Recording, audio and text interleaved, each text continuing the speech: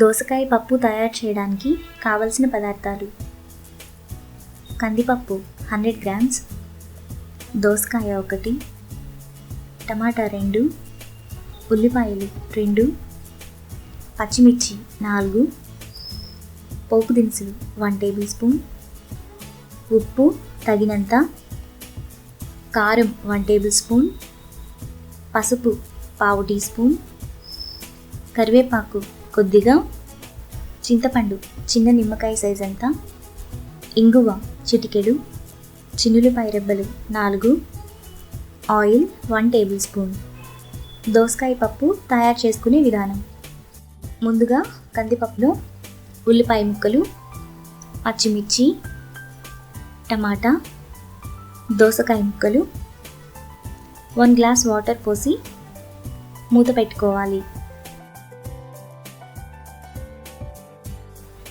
ఇప్పుడు cooker whistle పెట్టుకొని stove వెలిగించి 3 విజిల్స్ వచ్చేంత వరకు ఉడకనివ్వాలి.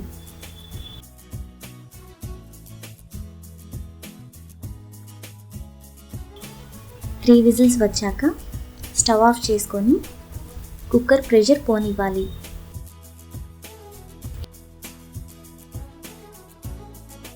ఇలా ఉడికిన పప్పులో ఉప్పు, కారం, పసుపు వేసి మెదుపుకోవాలి.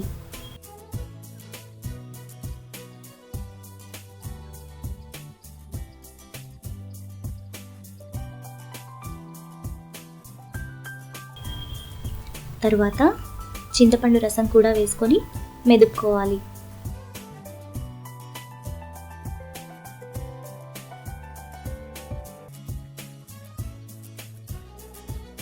ఇలా మెదుపుకున్న పప్పులో కొద్దిగా వాటర్ పోసి స్టవ్ వెలిగించి 5 మినిట్స్ ఉడకనివ్వాలి.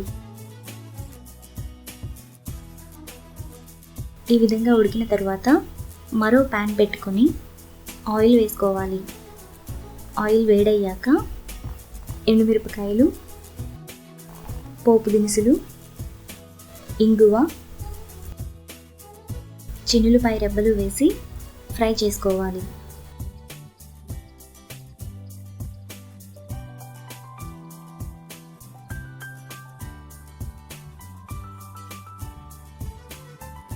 పోపు ఇలా ఫ్రై అయ్యాక కరివేపాకు వేసుకొని పోపును పప్పులో వేసి కలుపుకోవాలి.